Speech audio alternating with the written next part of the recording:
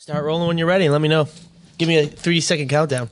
All right. With the fingers. With the fingers? Yeah, don't say anything. Oh, okay. Because that might get picked up.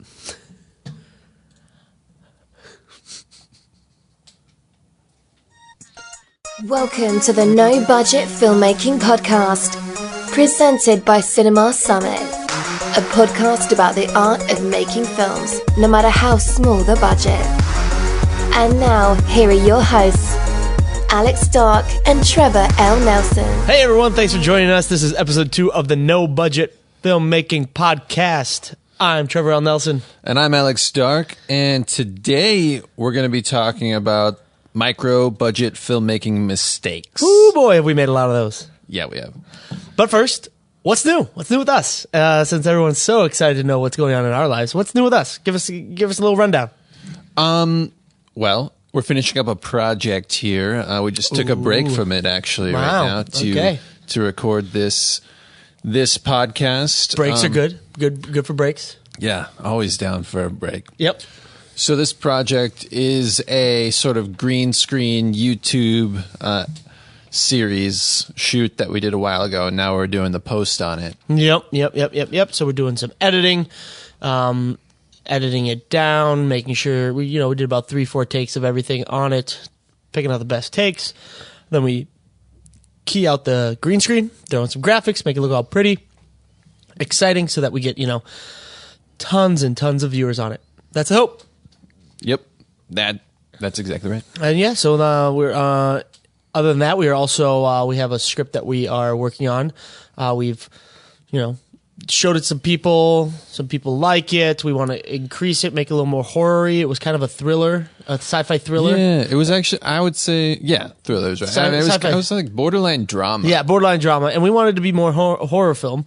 So we're sprucing it up a little bit. Gonna just send it off to some people once we get a new draft on it, add some more horror elements to it, and yeah.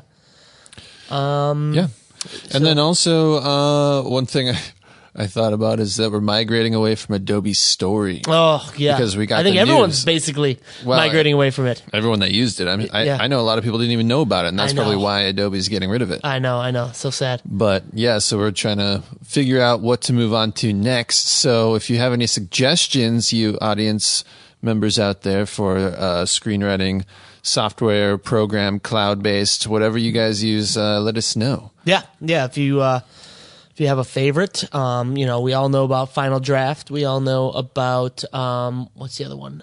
I guess we don't know about it. Celtics. Yeah, Celtics. Or however you say that.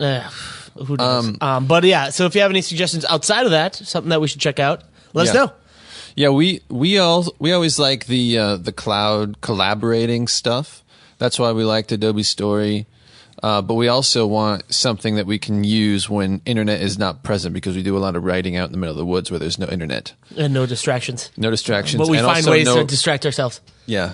So one thing that we found a problem with Celtic, however you want to pronounce it, I don't know.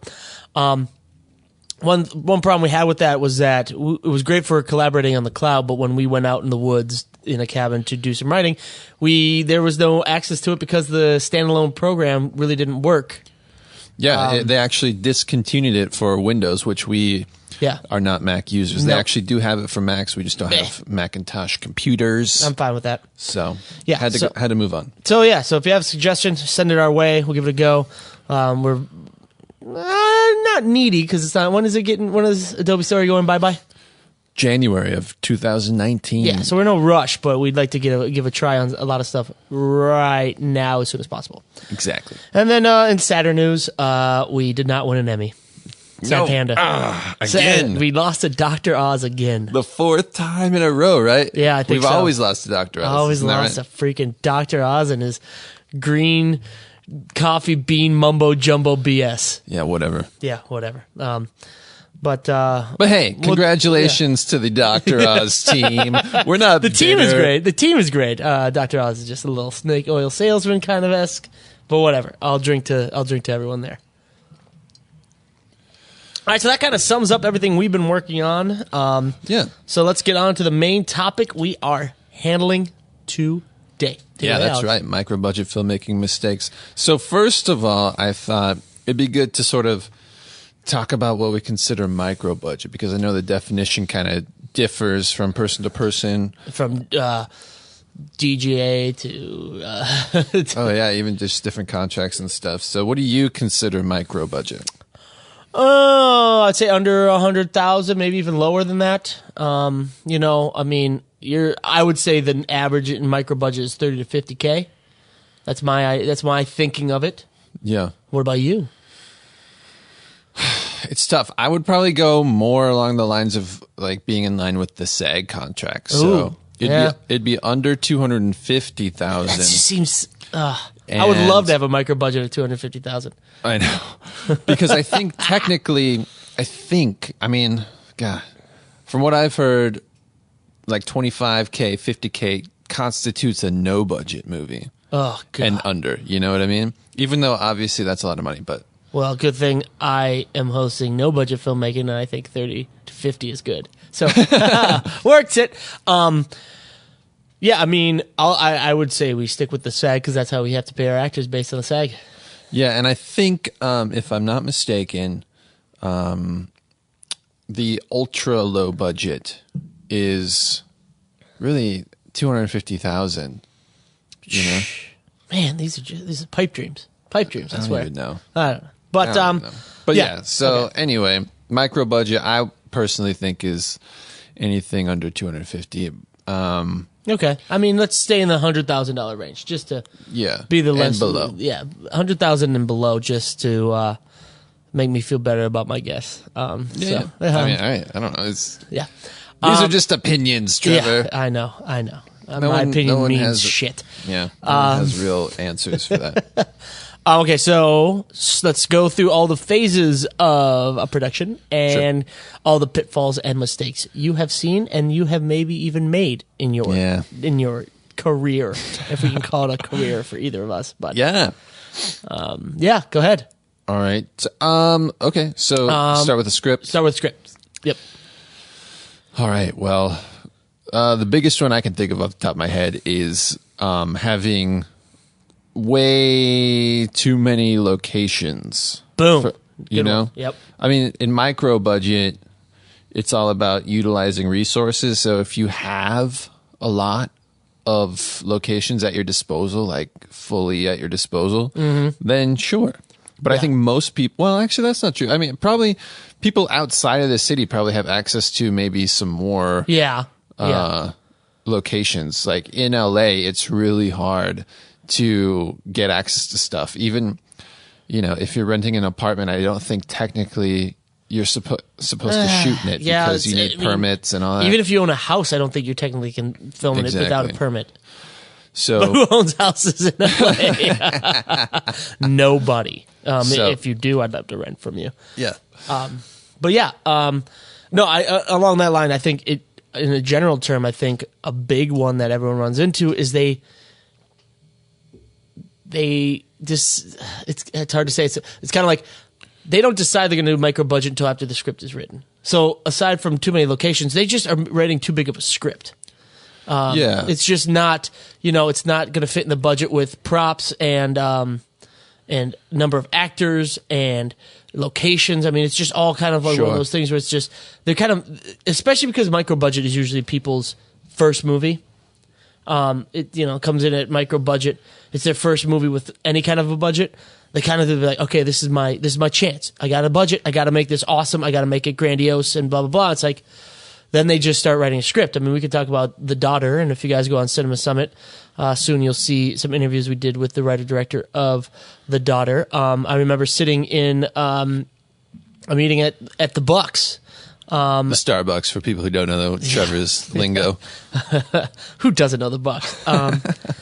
And I remember John had this really, really awesome idea to have like the end scene be a fight that takes place on the roof. Yeah, on the roof of a two-story cabin. Two-story cabin. And I remember just looking at you and me and you just looking at each other and being like,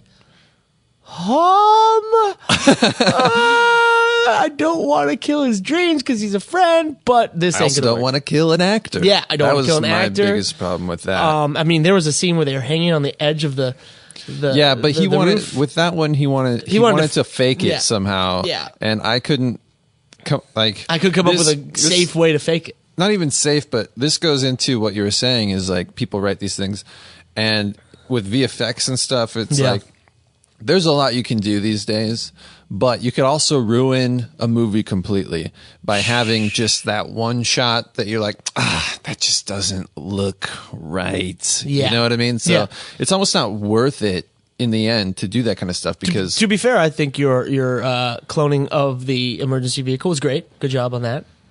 Oh, that was a good VFX and a little bit micro budget. That was sure, good. Yeah. Sure. But even, I mean, I would say, well, granted, we were all young and dumb, you know, bright-eyed. But like, none of the VFX in that were, I would say, obviously we could do better now. Yeah. And I think that's the scenario that people are going to be in a lot. Like you said, it's their first feature, so the VFX. You know, even if you're pretty good, or it's like you think you have a pretty good handle on it, it's like. It's a lot, you know. I did the VFX on that movie, and I didn't realize exactly how many effect shots were coming my way. And you just don't want to hold up the production and stuff like that. And you're just trying to power through, you know, however many VFX shots you have. So that kind of stuff gets you bogged down. And all of a sudden the quality sort of dissipates. And then also who's responsible, like on this stuff, you know, who's the on-set VFX supervisor? It's like the person who knows the most, and oftentimes that person doesn't really know. And that goes back to another thing in pre-production when you're doing a micro-budget film is, people think that if it's low budget and kind of guerrilla filmmaking, they're just going to wing it. And in this case, you need to plan even more. The fact that you went into it and didn't know how many VFX shots are going to be, knowing that you were going to be doing the VFX? I mean, that was our bad. We should have sat down and figured that out. Well, but it also comes down to sort of decision making on set. No, that's true. That's true. But I feel like I mean, even large budget movies have 6 months to a year sometimes pre-production to plan for a movie. Sure. I'm not saying you have the time nor the money to do 6 months to a year on a micro budget, but at least give yourself a month or two. Yeah, it obviously would be better to plan it out if possible, but there's inevitably going to be those things that arise. I mean, that's going to happen on any budget. There's going to be stuff that arises, but I think what people tend to do is when they're doing micro budget, they're just like, you know what, I'm doing this micro budget, you know, we're just going to get there and shoot because we don't have time. We have to do this 20 days, and it's like, you know, even if you are working another job to raise the funds for this, you can still meet every night or twice a week or 3 times a week to plan it out so that when you do get on set, you're it's all breezy. You're good to go. Yeah, totally. So, and what about dialogue in kind of these first features? I mean, I know from our writing, it depends. If this is a micro budget that you're writing. Yeah, it tends to be like, I know we are super wordy when we do our first drafts and when we're doing all that. Yeah, I found that we tend to try to be, not even try, but it comes across as like we're trying to be too clever for our own good. Yeah. You know, it's not effortless on the page. It's very sort of forced at first, and then we have to sort of start whittling away at our own dialogue and stuff. And that's like, you know, all throughout school they told you just to put it on the page and then cut it down. But man, we gotta. Everyone needs to cut down their dialogue. Show it rather than say it. Yeah, especially also, in low budgets. Totally, and I think that's probably another big problem with micro budget scripts is not enough drafts. You know, like not enough revisions and not sending it to enough people ahead of time to get the actual honest feedback. Send it to as many people as you can, just because that will help whittle it down. Because, I mean, again, going back to the daughter, I'm sure John thought the roof thing would be easy, and it was an awesome shot, and he has to end it with some pizzazz, but by bringing other people in, it's like, okay, let's talk some sense into this guy. Yeah, some different perspectives. And yeah, we'll go from there. So, yeah, I mean, plan as much as you can, as well as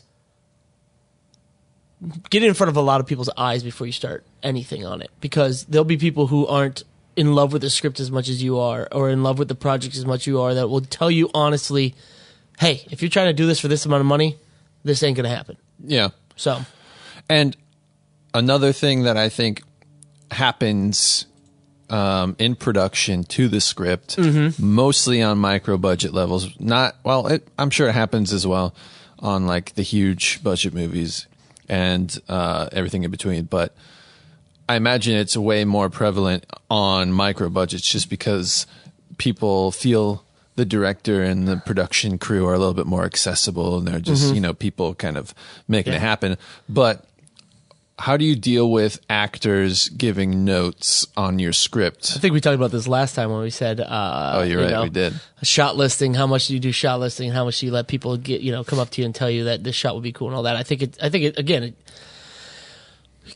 keep in mind that when you are doing stuff, you are looking at the overall script, and these actors are studying just their character, and they're building a character that they, and so I feel that it is, I'm open to collaboration, especially with someone who is focused solely on this character to build them and feel that this is what they do and all that within reason. I'm not you're not looking for it. I'm not looking for it. I mean, I may ask for some suggestions, or if they come up, I'll talk about it. But again, like with the shot listing, when we were talking about that, the biggest thing about micro budget is getting it done. Yeah. Like getting it done in time. And if you have every actor coming up to you and just telling you everything they think about a character, you're never going to get your movie done. It's just going to be... Yeah. And also, I feel like once you do it once, it kind of opens yourself up for... everyone, it's like, oh, maybe there were some actors like sort of hanging out on the wings, being like, I kind of think good. maybe. I like you actors. You stay there. Yeah, but then they see the one that goes up and gets their way on whatever they're talking about, and perhaps they get the courage to go up as well. Yep. But about from and so to talk about we're getting into directing, but to step back and because we were talking a lot about producing, I think. From a producing standpoint, not to completely change subjects, but on a producing standpoint, the one thing I think a lot of producers do is they try and cut the budget down in the wrong areas. I think they, like they are like, well, if I don't need an expert in this, or this. I just need somebody who can do a decent job on it. And I think we'll say it again and again and again, sound. Also, production designers and sound, those two I think are the ones that kind of get really lost in the micro budget world, because people think, well, people don't spend enough time thinking about sound, for one, but also with art department, I think people have this idea that my friend Craig or Susie or whoever can do it. They can just go pick up some stuff and make it look good. And it's like, well, maybe, but that's a big maybe. I mean, if you don't worry about sound, and you're producing your own thing and maybe directing it, you will worry about sound when you realize how shitty it sounds and you have to fix it in post, which is the worst thing in the world. Yeah. And also you'll realize how badly you need a production designer when you show up to the set and you just have four white walls with a picture that looks out of place. Yep. And it just is like, this doesn't look like the bedroom of my protagonist. It's like that kind of stuff. I learned this kind of interesting thing the other day about how to kind of deal with that using wallpaper, but sticking it up with like that blue sticky tack stuff. Oh, yeah. So it's not permanent or even close to permanent. You just stick it up. But man, getting those white walls out of there is it's crucial to making because that's, 100% dead giveaway for a low budget movie. Because if you look at the higher budget movies, they all have like these rich colors, like the wallpaper, the woods, the textures, and all this kind of stuff. And even if it is white, they have so much production design and lighting going on to be able to handle that. It's just not going to look the same for a no budget, Yeah. So while as a producer, we support the idea of cutting corners and budgets wherever you can. I do not recommend cutting production design, art Yeah. department, or sound, because those are going to kill you in the end, and it's really hard to fix it, and it actually costs more money to fix those things later. Yeah. Yeah. Yeah, it will. And also, again, another thing I'd say now that we've moved on to producing, Yeah. leaving enough budget for post, both Yeah. post sound, any editing, trailer editing, Yep. stuff like that. Yeah. Because I think that's another thing that people think, oh, the editor will do it. Yeah. Yeah. We have this person who is going to edit the whole movie. They'll know how to mix the sound. They'll know Nope. how to fill in with Foley and sound effects. Nope. They'll know how to cut a trailer. Nope. It's just, Do you that. don't think about the fact that all those things are specialized, not, maybe you'll find someone that is decent. Yeah, at but some of it, but like even decent's probably not what you want. If Yeah. you can, hire yeah. a sole trailer editor and hire a post sound designer and Yeah. sound mixer. And I mean, it all intertwines, because it's not just, we're going to talk more about like decisions the producer makes, but it also deals with cinematography. Like a producer, I would say, tell them, you know what, talk to your cinematographer and do not think that you need to spend this boatload of money on the camera only, and then you just screw every other aspect of the gaffers and lighting and all that. Like, you want to get an Alexa, and then you have no money for a nice light kit, and then Yeah, you're screwed but you have a great camera. Yeah. Going too heavy in the camera department and not leaving enough for anything else. Oh my God, the worst. I mean, it doesn't matter how good your camera is. If you don't have the correct lighting equipment, your camera's gonna look like a DSLR. And I mean, that's just that's kind of a rookie move in general. Yeah. It's that, and we've done it. Sure, like yeah, some of our early stuff, it's like, oh man, this looks good just with the camera. It's I don't remember any of that early stuff. I think we burned it all. yeah, it's gone. It's gone. It's gone for good. Burned it. Yeah, we deleted it all. But there is, to an extent, something to that. I subscribe for micro budget stuff, low budget stuff. It's great to walk in and use available light to your advantage, Yeah. and then accent it. Sure, but it's not a great idea to plan on just using available light, because Ugh. you'll find, especially if you're shooting anything at night, Oh man, yeah, you're screwed. lights will just not be where you want them to be, And Yeah, you'll- I mean, even you'll if- at the very least need like a reflector or something. Even in daylight, even in natural daylight, you're still going to want some kind of lighting to accentuate certain things. Yeah, exactly. You want a reflector. Yeah. You want some like silks or something. Yeah. I mean, it's not. And all that stuff is relatively inexpensive. If you're renting, grip is probably the cheapest thing you can rent. Yeah. And a lot of people just short circuit on that, and they go cheap on that because they think they have a great camera. Yep. Don't work like that. Nope. So yeah, I mean, like, there's a lot of the mistakes that come with no budget and low budget, micro budget filmmaking are trying to cut corners where you shouldn't, because you think you're going to be saving money and saving time, and in the end, you're not. You're just Yeah. absolutely not. I mean, sound, you're not. Cinematography, if you're not getting the right equipment, overall the right equipment, not just the right camera, you're not going to be saving time or money. You're going to have to do reshoots because you realize how shitty this looks. Yeah, one thing that I just didn't realize so much at first was how much stuff there is that is so purpose built in the film industry. And if you don't have that stuff, it just makes life so much more difficult. Oh God, yeah. And yeah, I mean, obviously, like you said, cutting corners, like you don't need everything. Like when you walk, I used to live downtown LA. Trevor still lives downtown LA. You walk around and you see these trucks, the people, they're always shooting like commercials. 4 or 5 trucks. Usually mayonnaise commercials. Yeah. They or car commercials that make it look like it's New York that's raining, or a mayonnaise car commercial, a mayonnaise delivery car commercial. But they have, you know, like 3 or 4 trucks for this one commercial, and you just see, you know, 80% of the gear just sitting on the truck with the dude sitting there. Like, they bring everything just on the off chance that they need it, you know, because they have the budget, and why not? Yeah. It's better to be prepared if you have the ability, but if you don't have the ability, there's no reason. No. You know? No.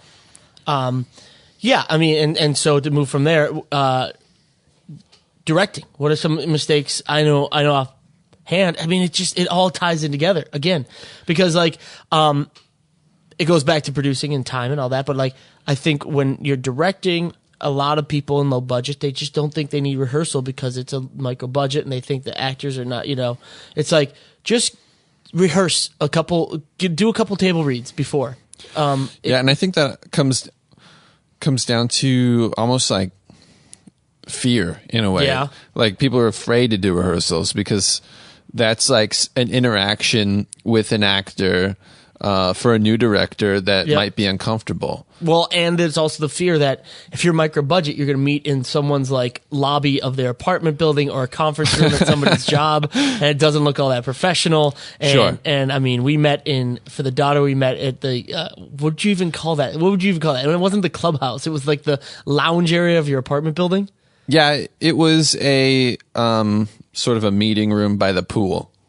Yeah. Yeah. That pretty much sums it up. So, you know, grab a couple, you know, the best thing you could do as a producer, director, somebody working in micro budgets is get a Costco membership, go get a bunch of snacks, you know, just $20 worth of snacks, and have them come and make it fun, but you talk about it. You can work through your issues there. And if you work through your issues there, you're not working through these issues on the set, and everything's running smoothly. And I think a lot of people micro budget, they are, like you said, either afraid or they just don't think they need it because this isn't a big budget. It's like, it's even more needed.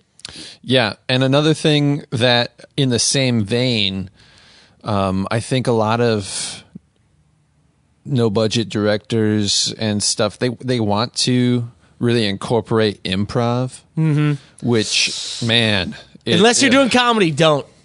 It can be really rough doing the improv.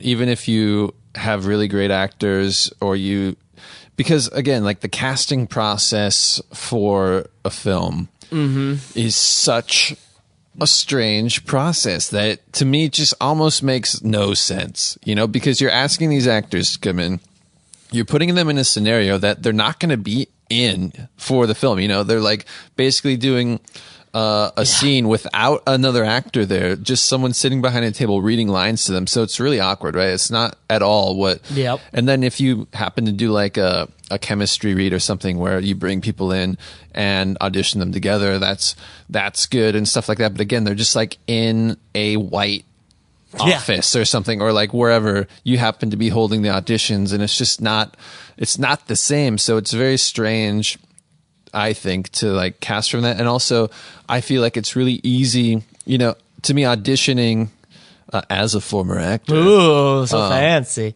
Auditioning is kind of a different skill than it's like acting on film and acting on stage. It's like people who say they can interview better than they can work. Yeah, exactly. It's kind of a different skill. It's like something you can practice and get really good at, and you can kind of know some of the tricks that make your monologue or your scene seem better in that scenario. And so what can happen is you come to set and you're kind of a little surprised or whatever, you know, because the person that you auditioned that did so well in the audition maybe isn't performing in the same way that they might in the real filming scenario. And that, I think, man, leaving it up to improv, you're just kind of risking it a little bit. I mean, unless the situation calls for improv, where it is a comedy, don't go into your first. I mean, hell, even if it's your third film, and they're all been micro budgets. Don't trust improv because you never know what you're going to get, and unless you're working with people you trust a lot, which you may not get the people you want to work with because of the budget, being able to edit improv is so hard. Yeah, then you need multiple cameras. Yep. because, man, you're just never going to be able to cut it if you don't have multiple cameras. Exactly. And so then that goes back to producing and cinematography and all this. And so all these decisions interact with other decisions that, you got to really be mindful of, because it will just slow down production. It'll ruin your budget, and you'll literally just come to a crawl, and it'll just wear down on you. Yeah. Another directing issue that I've come across is just poor communication. Yep. As the director, you're kind of overseeing everything. You're the leader. You're kind of the one spearheading the project in a way.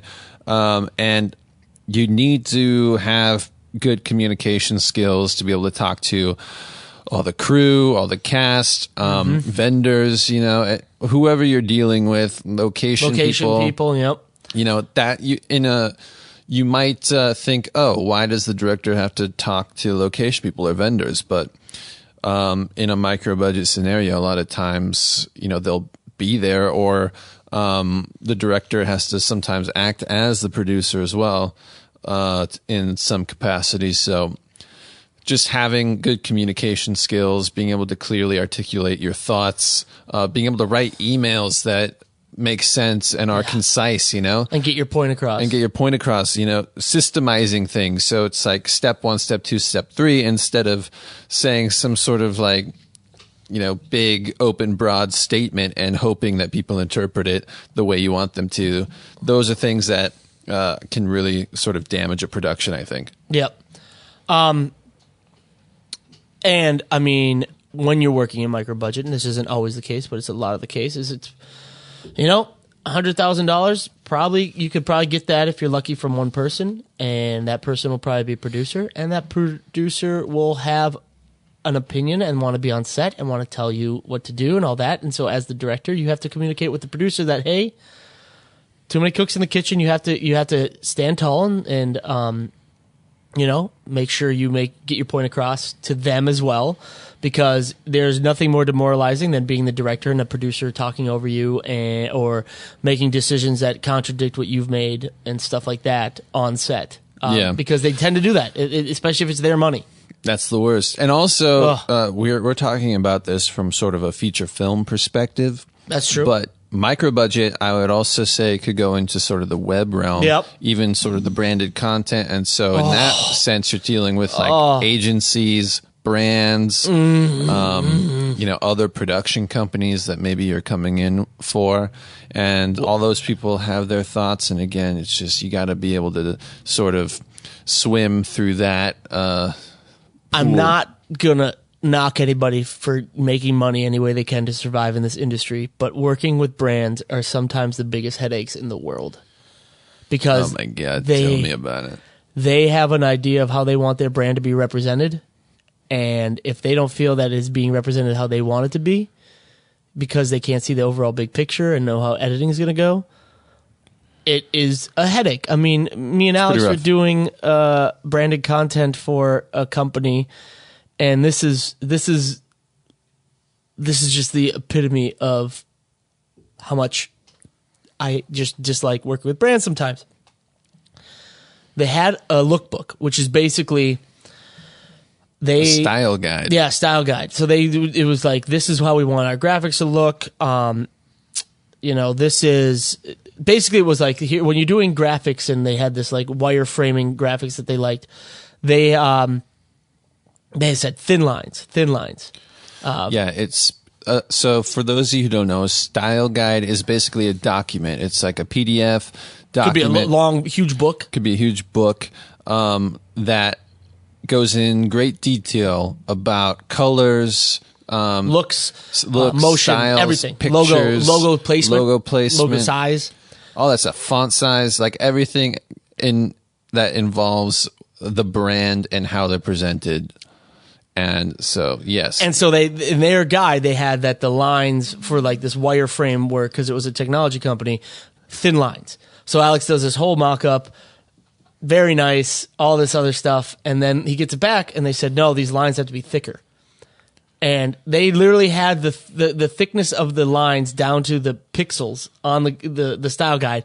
And Alex did it to those pixels, and they said, no, we need these much thicker lines. So basically going against their complete style guide that they put together. But to be fair to this company, here's what happened in that scenario. Because they had a marketing or like a branding advisor. So there were two people talking. And again, this comes back to like poor communication, because the branding advisor company made this style guide for the brand. Yeah. And the brand signed off on it. You know, they didn't really think about it. It doesn't seem like, you know, to that great extent. They just assumed that the brand knew what they were talking about.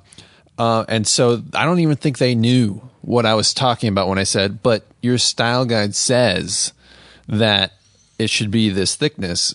They just knew what they wanted because it looked good, even though it contradicted what they had already set up with this other company. Cooks in the kitchen. Exactly. So that is things you can run into when you're dealing with other people's money, especially in micro budget. So just be a voice, and especially if you're directing or a producer, and let it be known that you are the one in control here. And don't let other people push you around. I know that sounds mean or like a hard ass, but you don't have to be mean about it. Just don't let other people control what you are doing as much as they would like, because everyone wants to control. Everyone wants to come in and have their opinion. Yeah, and that's kind of the biggest job of the director, is to be the overarching voice of the project and the one that's driving the ship. Yep, exactly. Let's see. I'm trying to think of any other ones I can think of. For directing? Or just in general. Because I think we've kind of like rounded around all the different pitfalls I can think of. I can think of one for cinematography, and this comes from a place of working in distribution for many years. I worked in a theatrical distribution company, and then an international sales agency and acquisitions. And so one of my jobs was to just watch movies that were sent to me, and they were mostly low budget, medium budget, some micro budget stuff, some no budget stuff. And the biggest thing, obviously when you get a movie, the first thing you kind of notice right away is how it looks. And so if you're not putting your best foot forward in that way, it can come across as just very sort of amateur and cheap. And I think the biggest thing to focus on there is composition, having like solid composition in your frames, because a lot of times you'll have these compositions that just don't make sense. And of course, when you say that, we're going to get the argument of like, oh, well, rules are meant to be broken or whatever. There are no rules in film. Yeah, but and it's like, yeah, that's true, but you have to understand why you're breaking the rules. And not only that, but it's very obvious when rules are being broken throughout the movie. Like if you look at Mr. Robot, their composition is always off to jar you, and very Kubrickian style. Yeah, very stylized, but it comes across as stylized, not as a mistake. Exactly. But if you have like 2 or 3 composition mistakes and no other mistakes the rest of the movie, it's obviously a mistake. It comes off as, this isn't the style they were going for. It was either they wanted to do a really cool shot that didn't fit with the rest of the movie, or this is a mistake. Yeah. And I think it also comes down, this is a cinematography and a directing thing probably, because it comes down to shot selection as well. And what I noticed in a lot of the, for lack of a better term, unsavory films that came across my desk, it was... Name them. No. It had a lot to do with sort of bland shot selection. It's just like, oh, we're going to do shot reverse shot. We're going to do a medium and a wide establishing, and that's it. And I get that at some points that happens just because you're trying to just get the shot get all the footage you need to make the edit, but that comes back to the planning and the things and making sure you know exactly what you're doing on set and you've rehearsed enough. You can experiment a little bit, and if you have the time because you planned ahead of time and all that, you can do these interesting shots that make your movie more interesting. Yeah, it's even like little tricks about creating depth, like raking across a flat plane instead of shooting straight into it. Yeah. Stuff like that. These little compositional tricks that you would learn if you sort of studied art or photography or something like that. Wow. If you guys studied like I do, not studied art, if you at just school. paid attention and appreciated art like I do, you'd have better shots. Yeah, selection. exactly. Wow. But wow. no, like what in a dick. Yeah, exactly. Totally a dick. But in a serious way, my thought is this comes down to an issue that I feel very strongly about. Okay. Wow. The inability for filmmakers to practice. It's like, unlike painting or whatever, or photography even, it's not as easy to sort of practice it. You have to like assemble a crew, gather the gear, get the actors, write the script. It's like a whole huge friggin' process, to make a movie. So it's really hard to practice that kind of stuff until you're actually doing it. And so that's the biggest problem, I think, is people don't have the experience. They're not practicing good composition because they're practicing it when they're actually making the end product. But don't you think nowadays with the kind of like the not resurgence, but the introduction of DSLRs, people can practice. There's not really an excuse. I mean, even with your phone, you can practice composition and things like that. So yeah, but you're not well, unless you're going out and just like shooting scenes with your phone. I don't think it's the same thing. That's true. Because you're not understanding how the shots work together. You might get like one shot that looks really good, but then the next shot that you're cutting to doesn't really match up with it. And here's my other thought. I think it's a really smart idea to copy people who you look up to.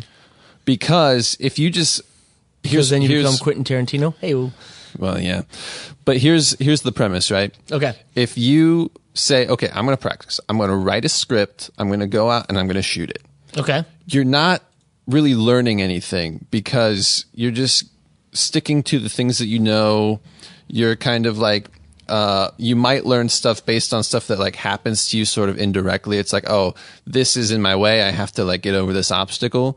But you wouldn't learn as much as if, say, you were going out and shooting something like shot for shot with Stanley Kubrick and being like, oh, that's a really interesting shot. Like, why did he do that? I never would have done that. But I really like that. Like that kind of stuff to me is a much better way to practice than sort of just like getting into your same old stuff that you do all the time. I also worry that they will rely too much on other people's shots. There's a fine line for me. I mean, I don't think so because it's like, okay, so let's say you're practicing by shooting a car scene, right? Okay. With you so far. Every car scene that you come across is not going to be exactly the same. One might be at night, one might be during the day, one might be moving, one might be still. People might get in, might get out, but the things that you learned from doing that, as in like, oh, okay, I know that if I do a shot from the back seat looking up at the mirror, it can be a really cool shot. It might not fit tonally for this, so I might not do that for this. But it's in my arsenal of things like, oh yeah, that's a really cool shot that I can do if it fits. I totally get You're that. not like pulling the whole scene like Quentin Tarantino does sometimes. I guess we're never going to get him on the podcast. No, I totally get that. I guess I'm just saying, you just be careful that you don't get in your arsenal their exact shots. Because, I mean, it is very easy to look at it. I feel bad, like, just raking on this dude because he is good. But it is very easy to go to a Quentin Tarantino movie and just pull off and everyone says, "Oh, what movie influenced this shot?" It's like, well, it's not an influence. That is a complete like homage, is what they all say. But it's like that is pretty much the shot for shot for his favorite movies. Yeah, sometimes he does do that. But again, it's not. Yeah, that is art, in my opinion, because you are inevitably going to absorb things. So whether you want to or not, your whole style of shooting has come from something. True. It didn't come from nothing. Like, you didn't create it in your head. You're not a genius. Whoa. That if, living in a rainforest and given a camera would shoot like Steven Spielberg. Again, speak for yourself. But I think, I don't know. I just think having something to model, it's actually, I didn't create this thought either. It's called modeling, and it's a business. Okay. It's a business idea of like, okay, this person had success. And I'm going to model my path based on their success because I think, they did it in a really smart way. I look up to them or whatever. So instead of having to try to, wade through everything and make all my own mistakes myself, I can sort of learn from what they've done. I get that. I just feel that there's too much of good things sometimes, and people can rely based on other shots. Now, if you do that and then go in to do your own thing, of course, things are going to seep through of like style and what you think and all that. But just be careful that you're not just doing your whole your whole shot list based off of what other people do. Yeah, but again, I think I think you might be inclined to do that if you only did it once. Yeah. But if you were doing this over the course of like 5 years, right, or whatever, to practice, and you've done like thousands of scenes. Yeah. It's not, it's going to be ingrained in you, sort of this language of cinema. That's what it's going to become. It's just going to be like, oh, okay, in this shot we need a 50-50, and then we're going to cut to an over the shoulder, and then we're going to do a shot on the ground as they travel from this room to this room, and we're going to pan with the, you know what I mean? It's like... you interviewing for a cinema job at USC? Yes, I am. You can call me Alex Darke. You won't find anything for Alex Darke, but no, you won't. It's a porn star. Yeah. No, I get it. I get it. I definitely get it. But for all the shit that we give, like people like Quentin Tarantino, there is too much of a good thing, I think, sometimes.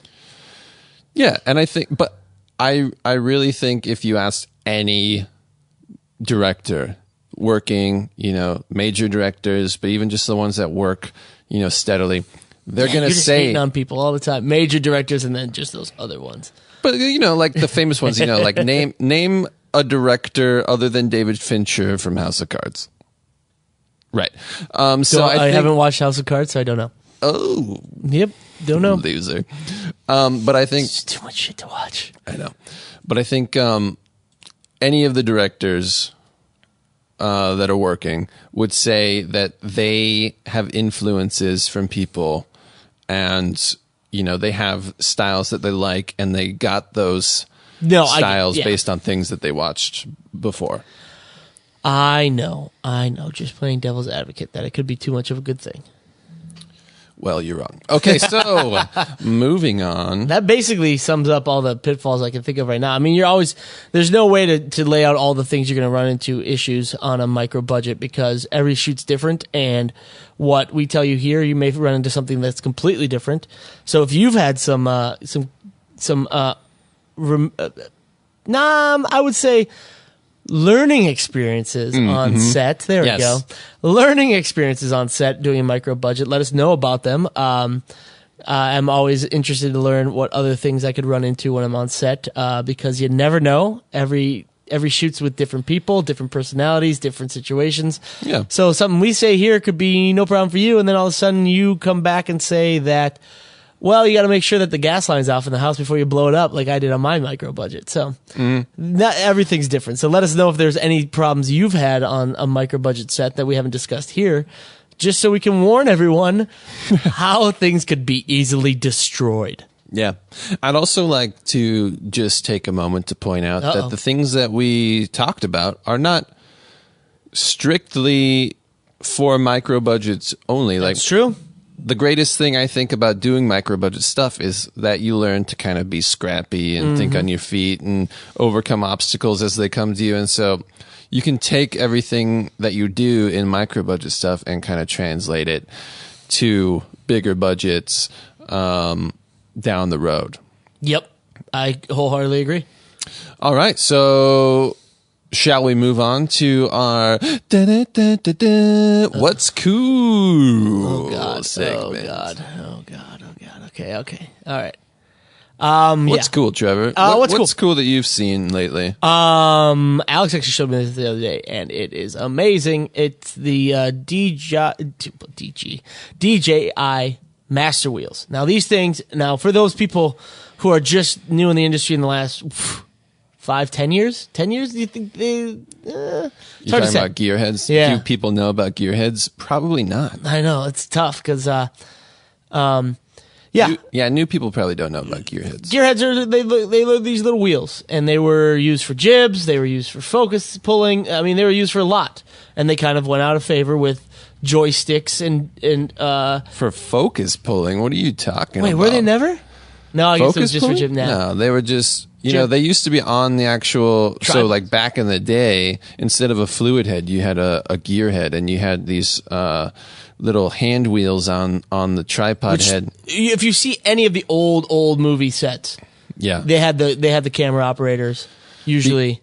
Because back in the day, the cameras were like 100 pounds with the film and all that shit, with the magazine and all that filled up. Yeah, you couldn't get the smooth movements unless you use these little gear heads. Yeah, they didn't have fluid head tripods. So what they did is. DJI, why am I screwing up on that? They released a follow focus. No, that's not even follow focus. It is it's literally just a it's wheel rig for the Ronin. For the Ronin. So it is 3-axis. It is tilt, pan, and roll. So there's 3 wheels on it, and they could actually be detached and attached with cabling, and you are able to. Because a lot of people say that from joysticks they can't get as fluid of motion as they would like. They're basically digital gearheads, and they're wheels, and you kind of wheel right. And I think they're wireless too, right? I don't know if they're wireless. I've only seen them set up as connected basically to the brain of the unit, and also tapped into with a wire. So you could actually have them you could actually give it out to 3 people away from the Ronin and have them operate it. I don't think they're wireless, not yet. Maybe the next iteration will be, but these are attached to the unit or cabled to the unit. Interesting. But those things, it's sick. I mean, I think we've all who have worked with wireless anything or joystick anything. Kind of, it's very hard to fine tune and get the perfect adjustments that you want. Yeah, you have to basically sort of get a knack for it, and that changes with everything. With every new unit you get. Every new joystick, the sensitivity is different. Yep. The motor is different. It's a crapshoot. But with these, it's kind of like a little fluid motion, and people seem to really like the idea that it's a little more precise than it is with a joystick or what would you call the one that we have on the DJI, the Osmo? That's not really a joystick. Like a thumbstick. A thumbstick. I guess. A thumb pad. What do you call it on a video game controller? I think it's the D-pad or the directional pad and the joystick. So yeah, it's the joystick. Yeah, so it's the joystick, yeah. But also, one thing to note with that is that's for sure 100% a skill, and it's not going to be easy to learn that. That because you got these wheels, you can turn them different ways, left and right, but if you have multiple wheels going at the same time, you might have to sort of turn one left and turn one right. Patting your head and rubbing your stomach at the same time. It can become very confusing. What I find interesting is that they talk about how this brings back the accuracy of the old gearheads on tripods.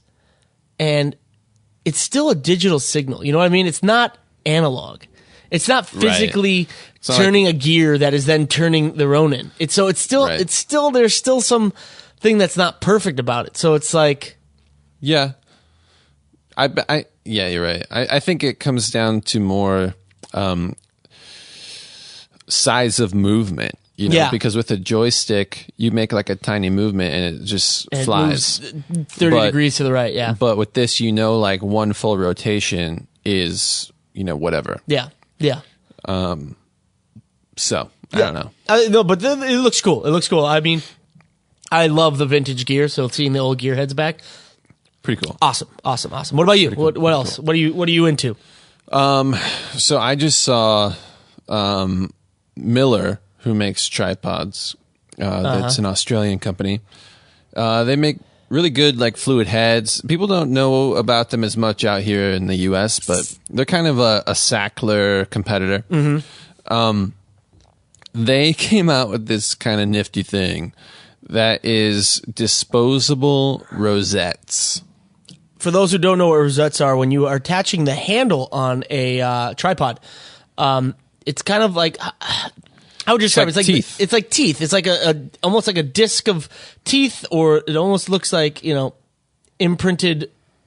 Yeah, I guess teeth is the best way I could describe it. Yeah, Yeah, it's like teeth. So when you lock it down with a bolt, the teeth catch, and so it doesn't rotate anymore. it doesn't move and it doesn't strip the screw.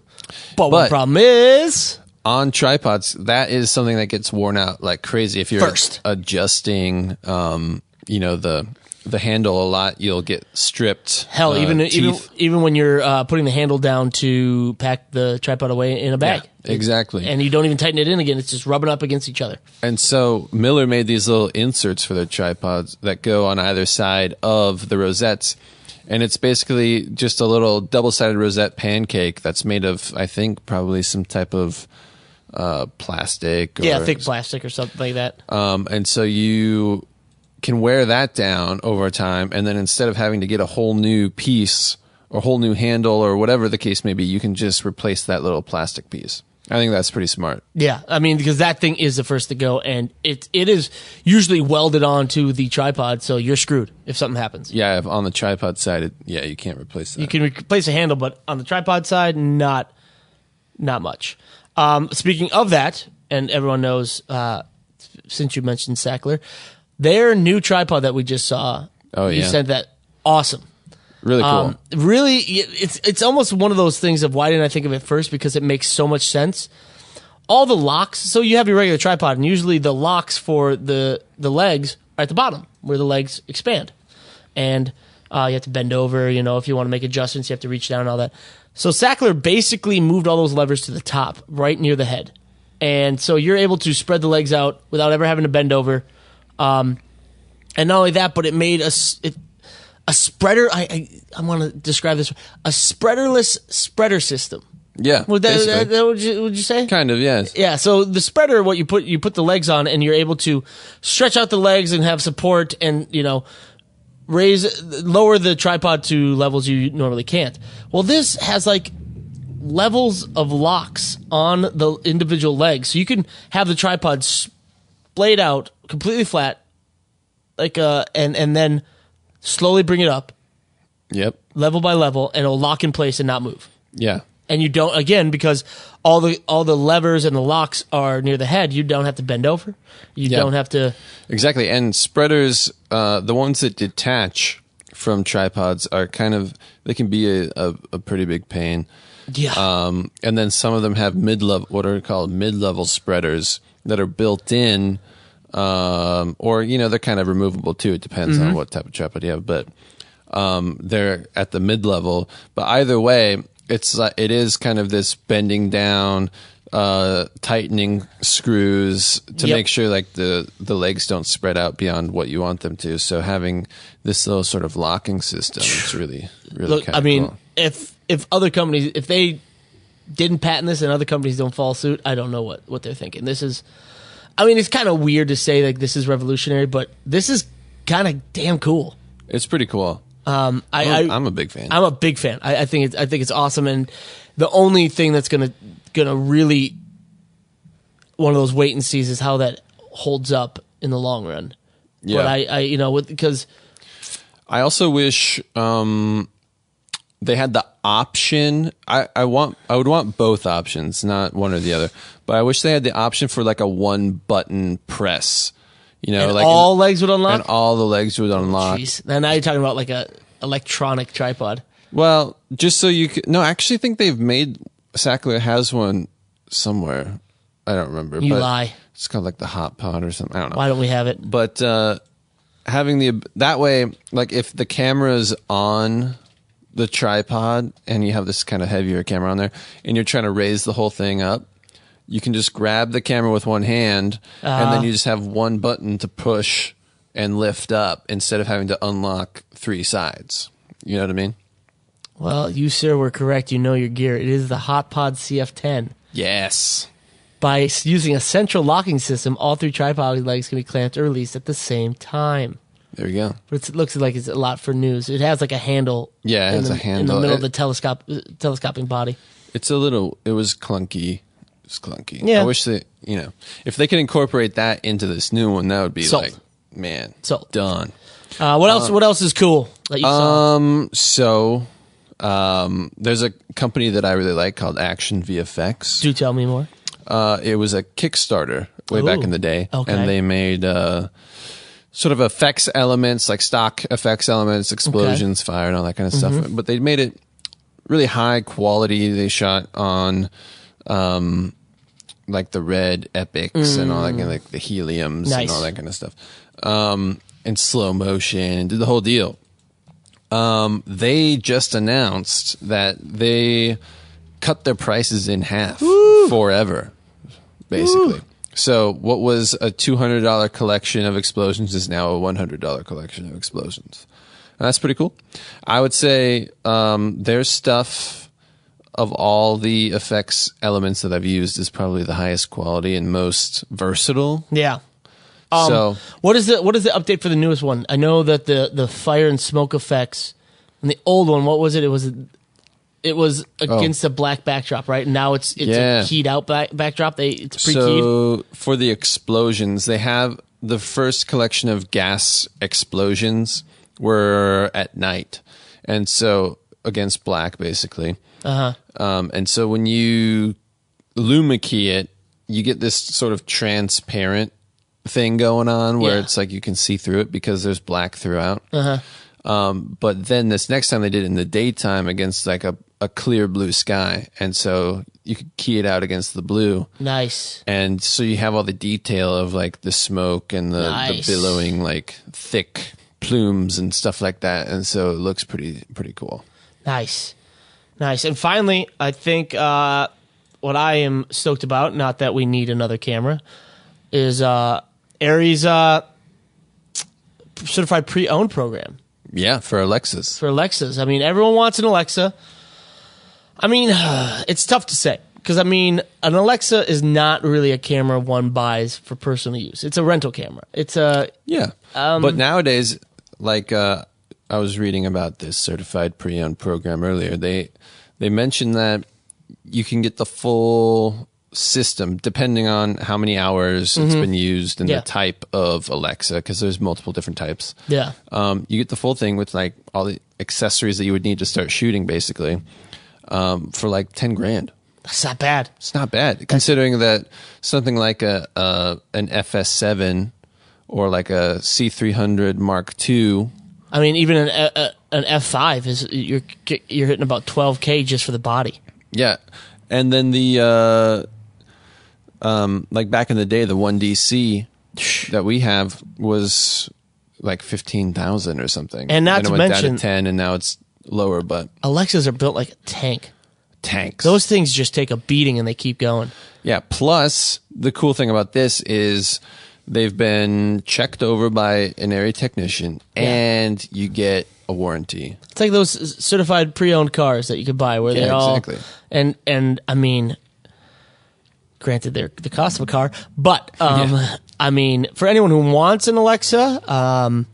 that's probably the way to go. That is the way to go. I mean, me and Alex, we barely have any new stuff in our studio. It is mostly used stuff, and we use it to the best of its abilities. We never have a problem with it. We keep buying used stuff that still has life in it. So I would not be opposed to this one bit. Nope, not at all. I think that's about it for this round. All right. Well, I don't know. Do you have anything else? Any words of wisdom you want to say? Anybody else you want to attack about not being able to study art like you do before they go and shoot? I don't have anything. Do you want to put down Quentin Tarantino again? No, I think he's had enough, and he's more successful and famous than I'll ever be. So I really have nothing more to say about that. All right. Well, so I think that's gonna do it for this episode. Thank you all for joining us. You can get the show notes for this episode by visiting nobudgetfilmmaking.com/episode 2. And don't forget to hop on over to iTunes and subscribe to this podcast. And while you're there, if you like us or if you don't, still give us a 5-star rating. Don't do the one that actually gives us a higher rating. So if you hate us, give us a 5. If you really like us, give us a 5. Because either way, it still works against us. I don't know. Yeah, if you hate us, it works against us. If you like us, it works for us. I don't know how it works. iTunes is screwy. The magic of Apple. Yep. And also like our Facebook page and follow us on Instagram @Cinema Summit. And we will see you guys next time. See ya.